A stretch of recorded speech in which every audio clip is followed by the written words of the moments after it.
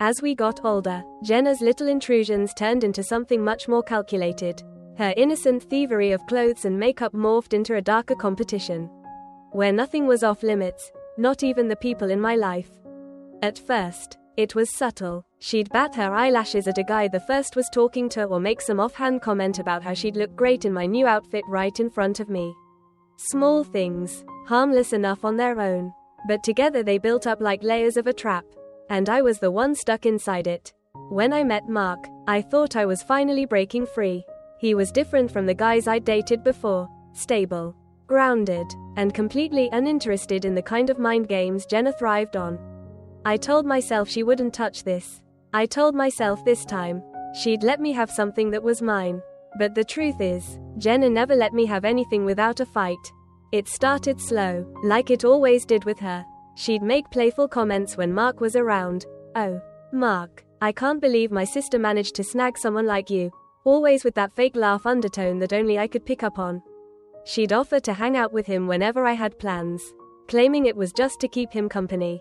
At first, I laughed it off, told myself it was just Jenna being her usual, meddling self. But as time went on, the dynamic shifted. Mark started pulling away from me.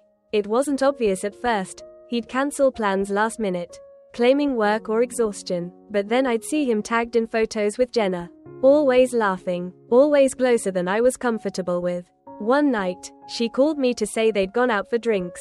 Her voice was full of glee, the kind that wasn't so much joy as it was a jab. "We had such a great time," she chirped over the phone. "I can't believe how much we have in common. You're so lucky to have him." Lucky? Yeah, right. By the time I realized what was really happening, it was too late. Jenna had wormed her way into my relationship, sinking her claws into Mark in a way I couldn't pull him back from. I confronted him. "Of course. It's not what you think," he insisted. "Jenna's just fun to be around. You're overreacting." But I could see it in his eyes. He was lying. Or at least lying to himself. There was something there, something I had no control over. And for the first time, I felt that old familiar helplessness creeping back in. But this time, I wasn't going to just let it happen. I wasn't going to roll over like I had so many times before. Jenna had ruined enough of my life, and I wasn't about to let her take this from me without a fight. That's when I started following them. I know it sounds crazy, but desperation does funny things to people. I needed proof, something to confirm what I already knew in my gut. It didn't take long to find it. Jenna had never been good at hiding her dirt. She was careless, arrogant, always thinking she was one step ahead of everyone else. But not this time. It was a Thursday night when I saw them together, tucked into a dark corner of some trendy new bar downtown. Mark's hand rested on her knee, her fingers tracing lazy circles on his arm. They were laughing, completely at ease, like they didn't have a care in the world, like I didn't exist. My heart pounded in my chest. But instead of rushing in and confronting them, I pulled out my phone and snapped a few photos. I wasn't ready to blow this up just yet. I needed more than just a few pictures if I wanted to really destroy her. Over the next week, I kept my distance, playing the part of the oblivious girlfriend while I pieced together the rest of my plan. And as if karma was finally on my side, I caught Jenna in another mess, a mess even bigger than I could have imagined. Eric, her boyfriend, had been away on a business trip for a couple of weeks. And Jenna, unsurprisingly, couldn't keep her legs closed. I caught her red-handed at a hotel with some guy the first didn't recognize. This was it. This was the ammo I needed to finally get back at her. Once and for all. The timing couldn't have been more perfect. Jenna's engagement party was set for the following weekend. Everyone would be there. Family, friends, her precious fiancé Eric, and of course, Mark. It was supposed to be her big night, but I was going to make sure she remembered it for entirely different reasons. I waited until the speeches started, watching as she stood at the front of the room with Eric by her side. Her smile as fake as the relationship she'd built. I felt the weight of my phone in my hand, knowing what was about to happen. When it was my turn to give a toast, I stood up, heart pounding, but my voice steady. "I want to say how proud I am of my sister, Jenna," I started, my eyes locked on hers. "You've always been so good at getting what you want, whether it's someone else's things or someone else's boyfriend." The room went dead silent. I could see the confusion in Eric's face. the shock in my parents' eyes. But Jenna knew exactly what was coming. Before she could cut me off, I pulled out my phone and connected it to the screen behind me.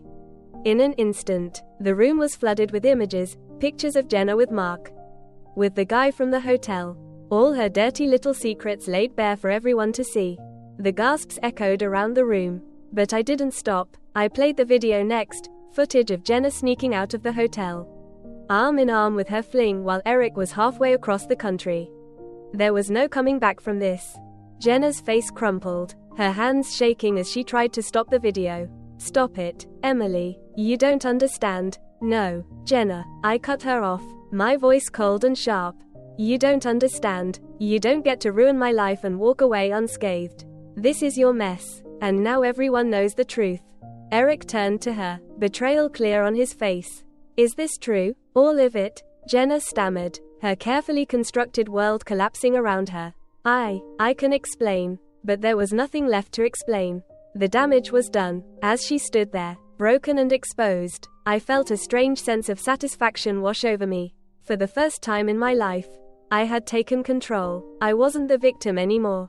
Jenna had lost, and she knew it. I walked out of that party, leaving behind the chaos and betrayal. And for the first time in years, I felt free. Free from Jenna's manipulation. Free from Mark's lies. I was done being the girl who let everyone else write her story. This time, it was mine to tell. And I wasn't going to let anyone else take that from me again. As I walked out of the engagement party, the cool night air hit me like a wave of relief. For the first time in years, I could breathe without the weight of Jenna's manipulations pressing down on my chest. I didn't look back. I didn't need to. The images of her broken expression, Eric's disbelief, and Mark's silence were enough. They would haunt them, not me. The next few days were quieter than I expected. There was no flood of angry phone calls or confrontations from Jenna, just silence. I could only assume she was dealing with the fallout in her own way. Trying to pick up the pieces of the life she'd shattered. Eric broke up with her the very next morning.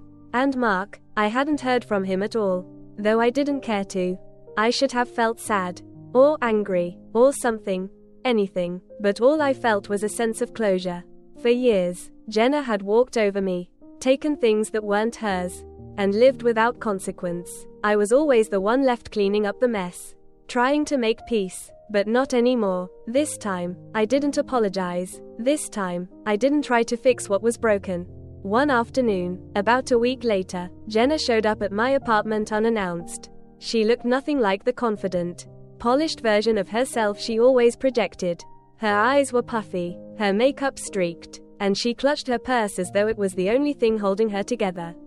"Emily," she said quietly, her voice a shadow of its former self. "Can we talk?" I leaned against the doorframe, arms crossed, unsure of how to feel seeing her like this. "What's there to talk about?" Jenna, her eyes filled with tears. And for a brief moment, I almost felt sorry for her. Almost. "I'm sorry," she whispered, her voice cracking. "I didn't mean for any of this to happen. I don't know why I do the things I do. You're selfish," I interrupted, cutting her off. "You've always been selfish, Jenna. You've hurt people just to feel better about yourself. And you never think about the damage you leave behind." She wiped her tears hastily, nodding. I know I've been awful. But you're my sister. I don't want to lose you." For a moment, the old me, the me that always gave in, always forgave, wanted to reach out and hug her, to tell her it would all be okay. But I knew better now. This wasn't something that could be smoothed over with apologies and promises to change. "I'm not interested in being part of your life anymore," I said, my voice firm but calm. "You've taken enough from me. This isn't about fixing things between us, Jenna. It's about me finally choosing myself for once." She looked crushed, but she didn't argue. Maybe she knew there was nothing left to say. With a small, almost defeated nod, she turned and walked away, disappearing down the hallway without another word. And just like that, it was over. In the weeks that followed, I focused on rebuilding myself, piece by piece. It wasn't easy, but it was necessary. Without Jenna's constant shadow, I finally had the space to think about what I wanted, who I wanted to be. I threw myself into my work, reconnected with old friends, and spent time doing things that made me happy. without worrying about who was watching or waiting to take it away from me. I heard through the family grapevine that Jenna had moved away, likely to escape the embarrassment and fallout of her engagement imploding so publicly. Our parents were shocked, of course, but I didn't bother explaining everything to them. They'd always treated Jenna like the golden child, but even they couldn't deny how far she'd fallen. And for once, I wasn't there to clean up her mess. As for Mark, I never saw him again. Part of me wondered if he ever regretted choosing Jenna over me. But it didn't matter, he was part of my past, and I was done living in the shadow of old wounds. Months passed, and life went on. I found myself growing stronger, more independent, and more sure of who I was. Jenna's betrayal no longer felt like a burden, it felt like a lesson. I had allowed her to take from me for too long, and now, I finally understood the power of saying no. The power of choosing myself. It wasn't until nearly a year later, on a quiet Saturday afternoon, that I realized just how much I had changed. I was sitting in my favorite cafe, a book in hand, when a familiar face walked through the door. Eric. He spotted me, paused for a moment, and then made his way over. It wasn't until nearly a year later, on a quiet Saturday afternoon, that I realized just how much I had changed. I was sitting in my favorite cafe, a book in hand, when a familiar face walked through the door. Eric. He spotted me, paused for a moment, and then made his way over. Emily. He greeted, a small smile tugging at the corner of his mouth. It's been a while. It has. I agreed, setting my book down. He hesitated for a second before pulling out the chair across from me and sitting down. I just wanted to say thank you, he said, his eyes meeting mine with sincerity, for exposing the truth about Jenna. I was blind to what was really going on. And, well, you saved me a lot of heartache. I nodded, appreciating the gesture. You deserve better than what she put you through. Eric chuckled softly. Yeah, I think I finally figured that out. We sat there for a few minutes, catching up on life, talking about where we were now. It was easy, comfortable, like talking to an old friend. And in that moment, I realized that while Jenna's betrayal had hurt, it hadn't broken me, it had set me free.